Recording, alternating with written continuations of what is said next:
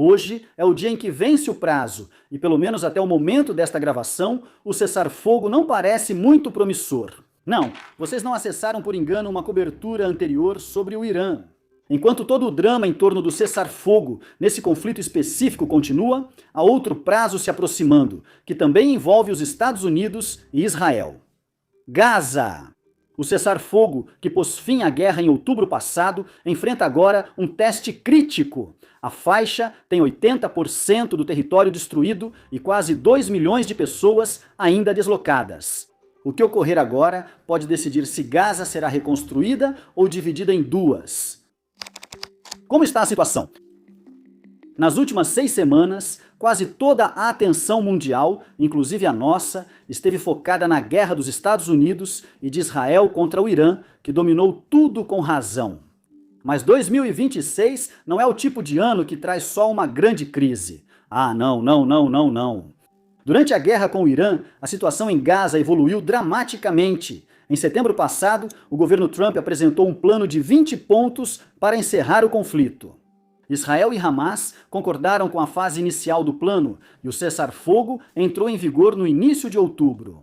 A primeira fase tratava das prioridades imediatas: libertação de reféns, mais ajuda humanitária e suspensão das principais hostilidades.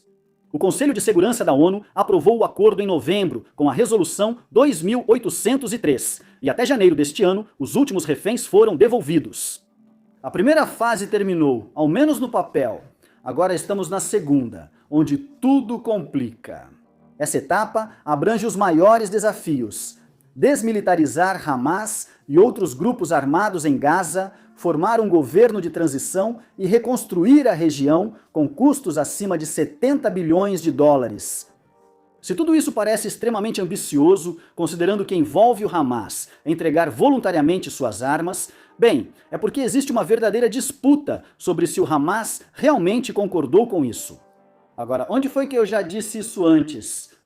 A Casa Branca afirmou repetidamente que o plano de 20 pontos que o Hamas endossou em outubro inclui o desarmamento como um requisito da fase 2, e a resolução da ONU, que apoia o plano, também inclui isso. O Hamas vê a situação de outra forma.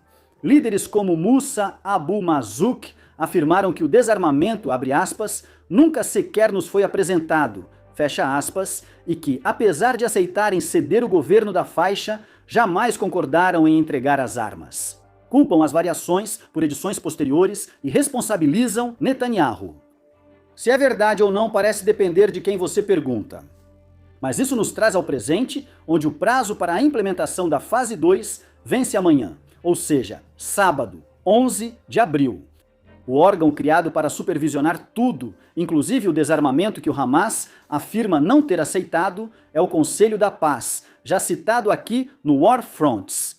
Ele funciona como um substituto quase oficial das Nações Unidas, feito por Trump para um público mais alinhado, sendo ele mesmo o presidente. Dito isso, há adesões notáveis no Conselho, como Arábia Saudita, Egito, Catar e Emirados Árabes Unidos. Inclui ainda Nikolai Mladinov como alto representante, além de Tony Blair e Jared Kushner em áreas de governança e segurança, entre outros. A maioria dos países do G7 e aliados da OTAN não participou. Destacam-se as exceções da Bulgária e Hungria, que expressaram receio de que a carta excluísse a ONU ou ampliasse seu mandato além de Gaza. E Mladinov pressiona há semanas, viajando entre Cairo, Ankara e o Conselho de Segurança. No sábado vence o prazo que ele deu para a rendição formal do Hamas. Ele não está otimista, e nós também não. Agora, antes de entrarmos em todos os motivos para sermos tão pessimistas, só uma pausa rápida para te contar sobre a mais recente expansão no universo de War Fronts. Frontstock, site de assinantes para quem quer ir além das manchetes e entender o que acontece no mundo.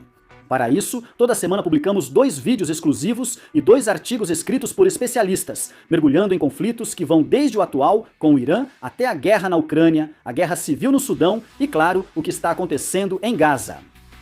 Se você se interessa pelo Oriente Médio e está vendo um vídeo sobre Gaza, confira nosso novo podcast semanal, A Mesa Redonda do Oriente Médio, onde debatemos a fundo tudo sobre essa região importante. A assinatura do Frontstock custa $5 por mês ou $50 por ano e oferece muito conteúdo exclusivo. Agora, voltando a Gaza. O plano. Em 26 de março, a Al Jazeera publicou o texto vazado de um documento que circulava entre mediadores há semanas. Ele representa a tentativa do Conselho de transformar o plano originalmente acordado em algo que eles realmente possam colocar em prática. No seu cerne está uma sequência de 5 etapas ao longo de 8 meses, construída em torno de um princípio central: uma autoridade, uma lei, uma arma. O Comitê Nacional para a Administração de Gaza, geralmente chamado de MCGA, assumirá o controle da segurança. Armas pesadas e redes de túneis serão prontamente destruídas, e só então Israel prossegue com uma retirada gradual vinculada a marcos de desmilitarização verificados. Se tudo correr como planejado, eles concluiriam a retirada após confirmação independente de que Gaza está livre de armas, exceto por uma pequena presença das FDI no perímetro de segurança. A reconstrução, incluindo o concreto, o aço e o combustível que Gaza vai precisar desesperadamente para realmente iniciar qualquer tentativa de reconstruir de forma significativa a faixa, será então liberada em áreas que forem verificadas como desmilitarizadas. A intenção é impedir que o Hamas desvie recursos para seus interesses, preocupação recorrente de Jerusalém devido ao histórico do grupo. O documento não foi exatamente bem recebido pelo Hamas, para dizer o mínimo, que viu isso mais como uma nova exigência equivalente a uma rendição política, algo que eles nunca aceitaram. Ao analisar a estrutura de incentivos aqui, entende-se o motivo. Embora o plano ofereça incentivos reais, incluindo anistia para combatentes, programas de reintegração e outros pontos que realmente representam concessões significativas. Do ponto de vista de Jerusalém, e isso não agradou aos membros mais linha dura do governo de Netanyahu, o plano também depende fortemente de que o Hamas haja primeiro e só seja recompensado depois. Agora, para ser justo, o Hamas não é exatamente famoso por cumprir os termos dos acordos que faz. Por outro lado, eles não confiam que Israel cumprirá o acordo após deporem as armas e perderem a capacidade de reagir. Bem, isso é praticamente zero. No Conselho de Segurança, em 24 de março, Ladinov tentou apresentar o argumento diretamente aos céticos de ambos os lados. Ele destacou que Israel realizou várias operações militares em Gaza nas últimas 2 décadas, e as armas sempre voltaram, não importando o que tenha sido acordado. Ele argumentou que só a desativação verificada junto com uma força policial profissional elimina permanentemente esse ciclo. Aos falcões israelenses que defendem o controle militar como única opção, ele afirmou que os últimos 25 anos provam o oposto. O plano exige a participação não apenas do Hamas, mas de todas as facções armadas em Gaza, e 3 delas já disseram não. A Jihad Islâmica Palestina, ou PJP, a Frente Popular e a Frente Democrática emitiram declarações afirmando que as armas da resistência pertencem ao povo palestino, não ao Hamas, e não serão entregues antes que exista um Estado próprio. A Jihad Islâmica foi além em sua declaração, chamando o plano de uma fórmula para garantir que a agressão israelense possa continuar sem restrições. Esse grupo chama a atenção por, mesmo sendo menor que o Hamas, considerá-lo moderado demais nas questões atuais. Embora moderado não seja um termo comum para o grupo, este momento revela uma vulnerabilidade do Hamas. Se eles forem vistos como tendo cedido a Israel nisso, então a Jihad Islâmica Palestina pode realmente conseguir convencer outros de que havia fundamento em seu argumento, afinal de contas. Essa dinâmica aprofunda silenciosamente a divisão entre as 2 principais facções armadas de Gaza.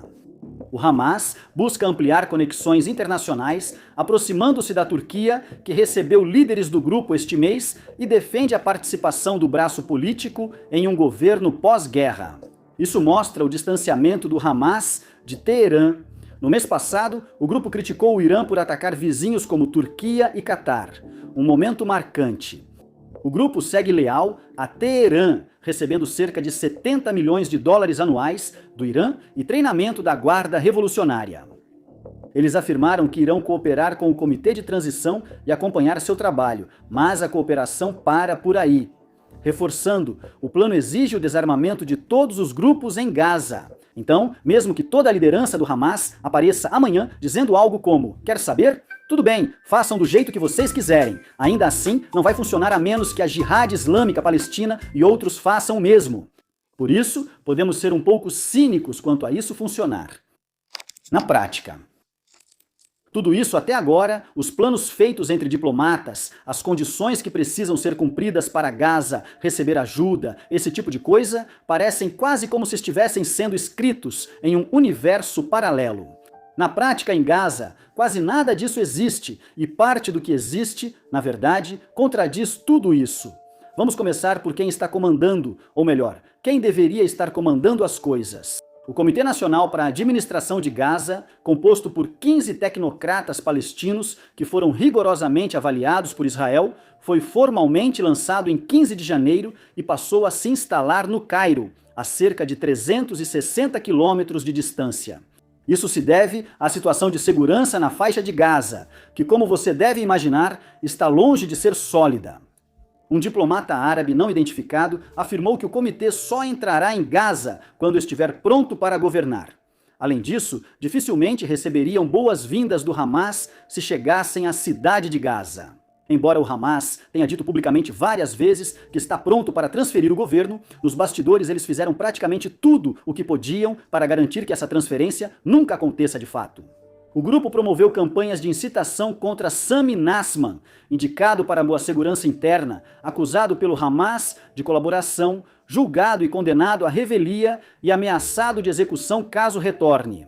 A autoridade palestina também não ficou satisfeita, pois afirma ser o governo legítimo de todas as terras palestinas. O resultado de toda essa sabotagem mútua é que a única medida concreta que o comitê tomou, que foi abrir recrutamento em fevereiro para uma força policial de transição de 5.000 pessoas, resultou em um total de 0 agentes atuando no local. Hoje, o Hamas controla praticamente todas as áreas fora do domínio direto de Israel e a Força Internacional de Estabilização, que deveria apoiar, também não tem tropas destacadas. Sua implementação foi adiada indefinidamente após o início da guerra com o Irã no fim de fevereiro. O único grupo armado ativo recentemente é justamente o criado com a ajuda de Israel, o que parece contrariar o acordo. A Força Popular, milícia de 500 a 700 homens, liderada pelo ex-combatente salafista jihadista Ghassan Dahin, com supostos vínculos passados com o Estado Islâmico, realiza incursões contra o Hamas no leste de Rafah e guarda áreas da fronteira com apoio de Israel. E tudo isso está acontecendo diante de uma realidade física que seria difícil descrever apenas com palavras. Cerca de 81% de todas as estruturas em Gaza foram danificadas ou destruídas, incluindo 58% das moradias, 87% das terras agrícolas e um número semelhante de prédios escolares. Só 18 dos 36 hospitais seguem funcionando além da triagem. Os escombros aqui são impressionantes, entre 55 e 61 milhões de toneladas concentradas principalmente em Rafah, Carnunas e Cidade de Gaza, o que equivale a cerca de 30 toneladas para cada pessoa que ainda vive lá. O Programa das Nações Unidas para o Desenvolvimento calcula que limpar essa bagunça levaria de 5 a 7 anos em condições ideais, o que não é o caso. Realisticamente, o período de reconstrução provavelmente vai durar mais de uma década. Destaco que o cessar-fogo diminuiu muito as mortes, apesar da continuidade dos ataques.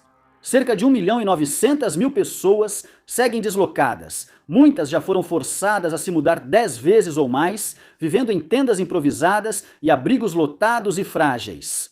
Tudo isso levanta a questão: com o prazo próximo, o que ocorre se ele passar sem progresso? O Oriente Médio é famoso por sua história antiga, ser berço das 3 religiões abraâmicas e suas paisagens desérticas. A lista segue. Algo pouco dito sobre o Oriente Médio é que nada aqui é simples. O Hamas não parece disposto a mudar isso e provavelmente dará uma resposta entre sim e não. Eles têm feito exatamente isso há semanas. Na reunião do Cairo em 3 de abril, o grupo não rejeitou o acordo, o que, em juridiquês, significa enrolar isso o máximo possível. A contraproposta deles, que solicita 3 anos ao invés de 8 meses e uma exceção para manter armas leves, praticamente já nasceu morta. O Conselho de Paz disse que vai considerar pequenas emendas ao acordo, mas não mudanças fundamentais, e está bem claro em qual categoria isso se encaixa. O prazo é sábado, mas Mladinov foi à Turquia quinta-feira para receber a resposta do Hamas, e Israel não espera para ver como o fim de semana vai se desenrolar. O Israel Hayom, pró-Netanyahu, informou que os preparativos para retomar as operações de combate já começaram. Mas voltar para Gaza de forma agressiva não é exatamente a perspectiva mais realista neste momento. Se você tem acompanhado um pouco do que está acontecendo no Oriente Médio, bem, vamos apenas dizer que Israel está sobrecarregado no momento. O cessar-fogo com o Irã reduziu temporariamente a pressão sobre as forças de defesa de Israel, mas sua base é instável e dura só 2 semanas. Por isso, não é difícil imaginar que Israel volte a lançar ondas de ataques contra a República Islâmica. Apesar dos ataques ao Irã terem sido só aéreos, isso não quer dizer que não haja militares das forças de defesa de Israel atuando em terra em outros locais. Eles já operam há semanas no sul do Líbano, onde a ideia de criar uma zona tampão semi-permanente vem sendo levantada repetidamente, e o serviço dos reservistas foi estendido de 6 para 9 semanas. Resumindo, as forças de defesa de Israel estão sobrecarregadas, então é provável que ocorra uma intensificação do cenário atual a curto prazo. Está em discussão em Washington uma alternativa que mostra onde tudo isso pode terminar. Segundo a Reuters, essa alternativa ignoraria a cláusula de desarmamento e focaria só na reconstrução nas áreas sob controle de Israel por trás da linha amarela.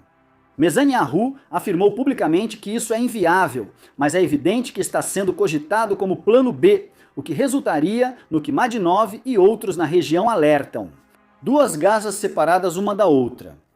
Um lado ficaria sob controle militar israelense, recebendo ajuda e reconstrução. O outro sob a autoridade de fato do Hamas, bloqueado e deixado deteriorar. Segundo a Sharq al-Awsat, o Hamas aposta que negociações de cessar-fogo com o Irã podem mudar a discussão sobre desarmamento.